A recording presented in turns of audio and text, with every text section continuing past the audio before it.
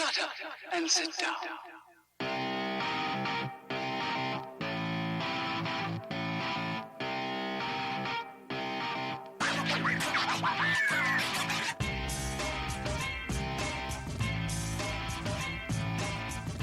Welcome to the Bricks King podcast, where I'm going to bend your ear about Lego, review those amazing bricks of plastic, and discuss what is new and up and coming around the Lego world. I'm your Minifigure host, Matt. Let's build on it. Welcome in, everybody. How are you doing today? Doing quite lovely. Hopefully you are as well. We've got another Chicago Brick World or Brick World Chicago interview today, and it is the extremely talented Roldan. And if I'm not mistaken, so Roldan had 4 builds there. And I'm telling you right now, you need to make sure you are paying attention to this guy. There are going to be big things coming from his future. I can promise you that. I'm calling it right now. Anyway, so he had 4 incredibly done builds. I'll let him tell you all about them. Hope you enjoy. All right, guys, we next up we have Roldan. Really cool name. And so Roldan is kind of a big deal this year at Brick World Chicago 2023 because of your age to begin with. Yeah, I guess so. Most people do not see somebody building what you have over on your table at this age. And I'm just going to say flat out, I'm majorly impressed. And Roldan, thank you for taking some time to talk to me in the community. Yeah, of course. No problem. So you've got is it a horse, a stallion? I don't know how you have it labeled over there. Well, I called it a chestnut horse. Okay. Just because chestnut, the color, is normally that's what they'd call. Okay. It's close to reddish brown. All right. So tell us about your chestnut horse over there that you have. Of course. Well, of course, the chestnut horse has a knight on it, a black falcon knight, and the knight was the first thing I started with. So, and really, on the visor is this old piece from Classic Space that they haven't, of course, produced in a long time, and that really was the starting point. From there, the head, then the whole knight, and I was like, I kind of want to build a horse. Now, I did not realize how big a challenge that was going to be. But I started with the head. I think when you're building large figures like that, you do the head first because the head doesn't have, you can't really, if you go wrong, it can really look bad. Yes. So, and that's really where you start your scale from. So I did that and then got like a month left and I'm like, oh, Brick World's coming up. I got to hurry up. So, after brainstorming so long, I'd never done something of this scale before, or really an animal. I've done a lot of large figures, but an animal was a real challenge. And so what really helped is I started with the Technic frame on the inside. I'm not a Technic person normally. Neither am I. I hear that. Like, not at all. But I kind of forced myself to learn how to use it because it was the only way I was going to be able to build something that big to hold up its own weight. And really, I mean, there are sections inside the horse that you could probably stick your hand through. Oh, okay. Just the empty space. Then what I did from there, the whole skeleton of it, start with putting the skin on, the hooves and everything until it's all closed up. So that was kind of the process of the build. Very cool. Well, and Technic I know it's super important that the design teams use so much of it in big builds because you can't constantly be stacking plates and bricks up. It's cost prohibitive to begin with, but it's also not the most structurally sound. Right, and right.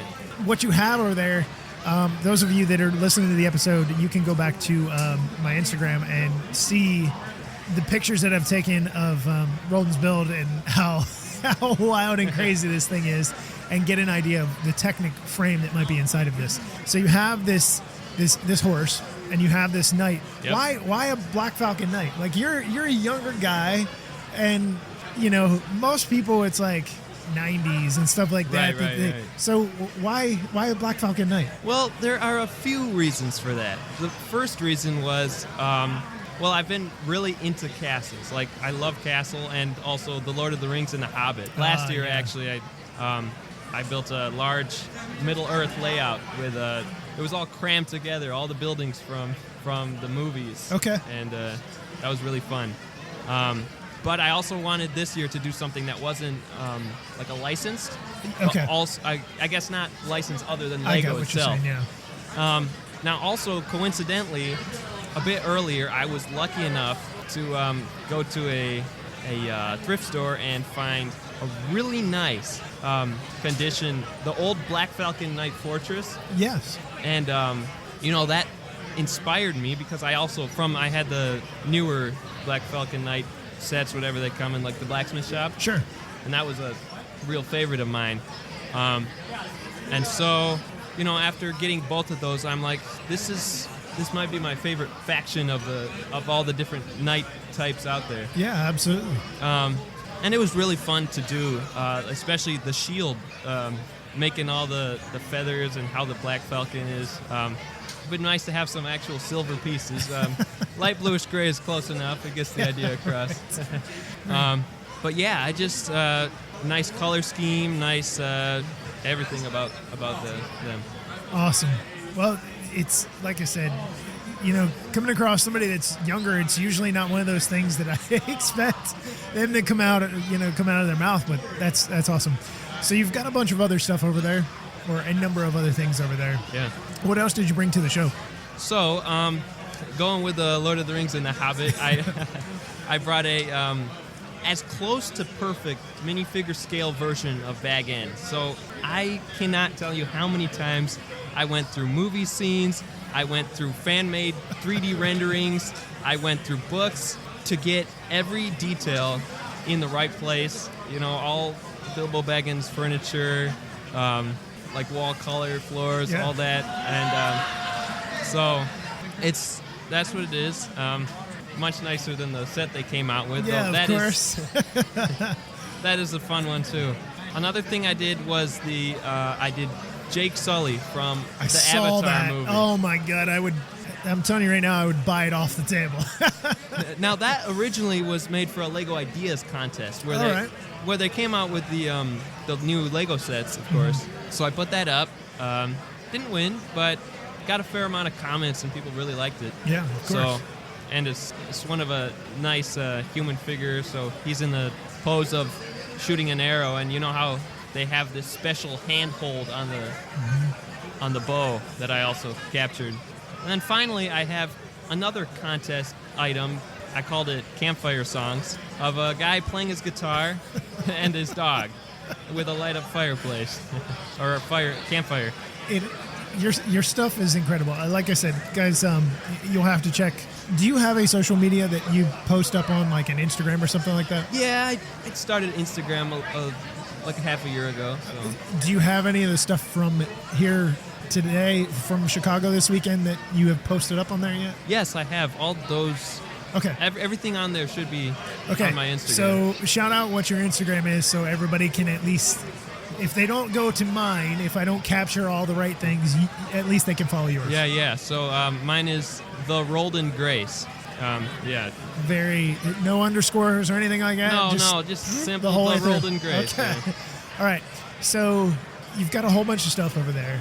It looks, I want to sit here and swing my hands up and down, and praise you, like bow at your feet, really incredible stuff. Where did this inspiration of I want to build and I want to capture all these little tiny details, because that's what I'm hearing about all of these things that you're talking about, all the details, detail. Mm-hmm. So what made you want to go to that nth degree of finding all those little things?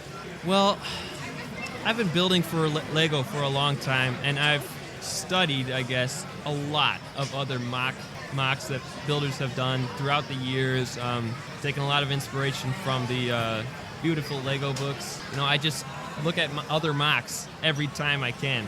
And I also do that to sort of know what's out there, but also what have people not done, which I think is important, because there are so many similar people who build similar to me, like castle builders. Yeah. Incredible builders. or mecha or like cyberpunk style, all that. And so really I'm like, okay, where would I fit into that other people haven't done yet? And what really stood out is people find it, I guess, difficult to convey emotion through Lego. And also human figures are quite rare, as well as large-scale animals. And so I'm like, okay, I'm going to specialize in that. And if I get good at it, then I'm going to succeed. And so since, I don't know, my first, what was important was faces, since, of course, everyone knows. So hard to do. Exactly, yes. They're so hard to do. I totally agree with you. But also they're really important because people, being human beings, really like faces. You know, from the moment they're born, they like faces. And then they like faces the rest of their life. And so if you can getting faces right is extremely important. So maybe 5-6 years ago, I started building faces rather than the regular vehicles and minifigure scale stuff. Sure. And I just got better and better over the years. You know, try different scales, try different techniques. New pieces come out. You keep going. An animal face, or a large animal face, was something I'd never done before. So that was really difficult, but I think I pulled it off pretty well. I think you pulled it off damn well. I cannot tell you how many pictures of horses I have. I mean, still on my phone, I probably have 25 pictures of like horse eyes compared to human eyes, horse ear angles, nose variations, all that stuff. Man, if the FBI gets a hold of your phone, they're gonna be like, "What is this guy playing with horses?" Yeah. But you're right. I mean, to get those little details to show that emotion, to show that story. Well, maybe not story so much, but a face is really important, especially a horse, a human, or a humanoid, or whatever you're building. Right. And it's incredible the steps that you have taken to get all of that tiny detail. I mean, most people are not taking endless pictures of horse eyes compared to this, and human eyes to horse eyes, and it's just wild. Mm-hmm. So, do you have any other project that you're thinking, in the future, like, I would really like to tackle this? Because what you have over there now, you have a niche for a few different things. There's people that are going to resonate with the Black Falcon Knights. There's right. with Harry Potter with stuff, with Avatar. I'm a giant Avatar person, so me immediately when I saw that, I was like, is there something that you're like, I would love to bring in the future, whether here or another con or something like that you have working around in your head? Yeah, there are a few ideas I've thought about. I mean, of course, after this, I plan on taking a little bit of a building break. I'm sure. I'm also a big sailor, so I've been fixing up a sailboat, and I'll be going out in Lake Michigan. Perfect weather. But, after I get home, take out the bricks, I'll do a little bit of sorting, then take out the bricks. Right. Got a few ideas. I'd like to do some more big stuff, maybe not quite so big, but also just, again, with the detail of some video games.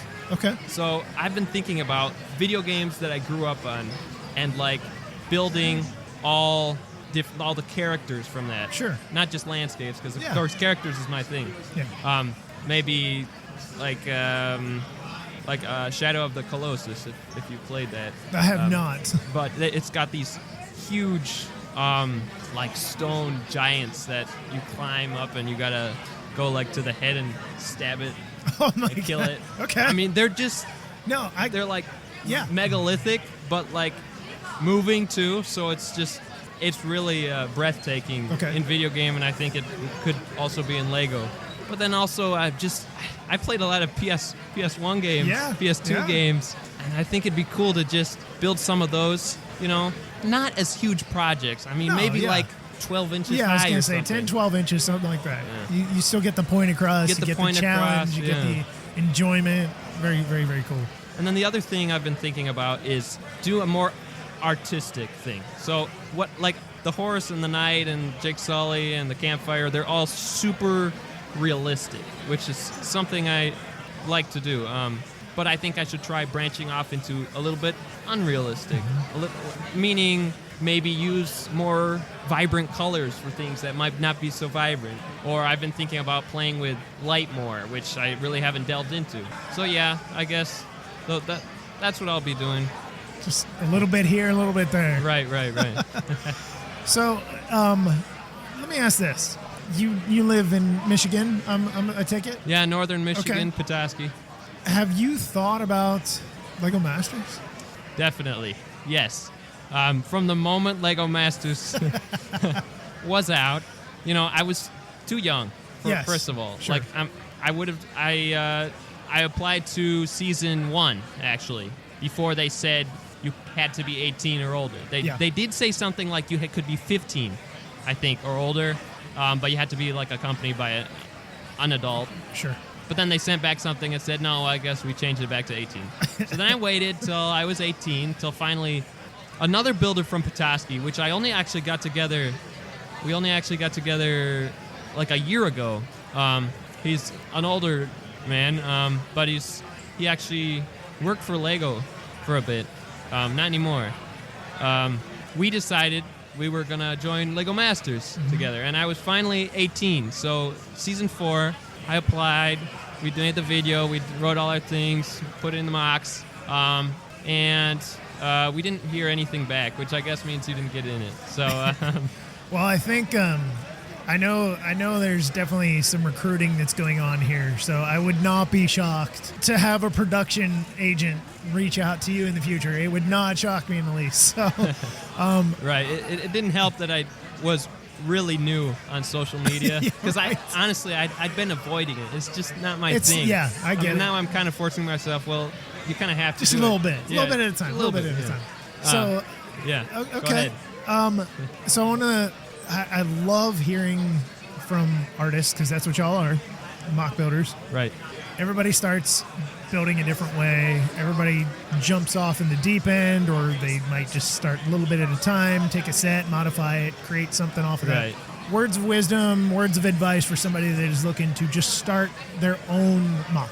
Yeah, start their own mock. Well, what I'd say is focus on, of course it depends, there are many different types of mocks, but focus on the source material. Also, what I learned recently, which is very important, is just figure out what people like. And if you happen to like that too, that's amazing. Yeah.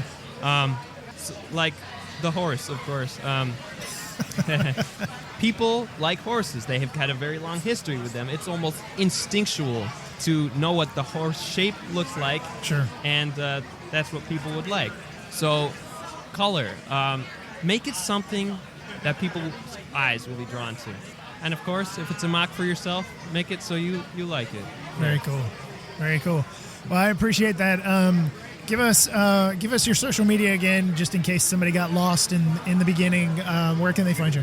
Yeah, it's on Instagram.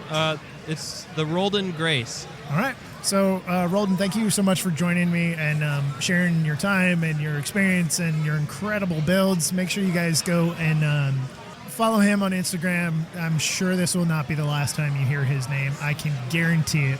I can guarantee it. Oh, yeah. I definitely plan on building more. So, Roldan, thanks so much for joining the show, and I can't wait to see you at another convention. Yeah, of course. Thank you. Well, that wraps up another Brick World Chicago interview. Roldan was a great interviewee. It was really cool to hear his perspective on things and how he built some things and such. I really enjoyed it. I hope you did. I'm telling you right now, like I did in the intro here, I think he'll be on Lego Masters. If the show continues in the United States, because the ratings were not great last year. If you compare to seasons past, it is definitely taking a slide since season 1. Will season 4 be better? We'll see. But if he does have that opportunity to move on again, or if it does get renewed and he has a chance to go on for the 5th season, it's a hands down. It's a no-brainer. And then I had the discussion with a few other people like, well, who would he be paired with? Well, there's a few people. And you already heard one of them in Cooper. Both of them can build. Now, Cooper's building style is a little bit different, but that's what you need. You don't want two people building the same way, the same style on that show. But my goodness, it was like last year. If you guys, it was almost a full year ago when I was in Killeen for Bricks Killeen. And we did a few interviews there, and that's where I ran into Ethan, and lo and behold, where'd he end up? Lego Masters. So don't be surprised if it does happen in the future. It would not shock me in the least. So it's going to wrap it up. Make sure you follow him over on Instagram. His builds have blown up all over the place. His Jake Sully build, if that were something that I could buy off of a shelf, I would buy it day one, because I'm a giant fan of Avatar, and I'm even a bigger fan of when a character gets built to that degree and looks that perfect. Incredible. So until we meet again, I'm your minifig host, Matt. Let's build on it.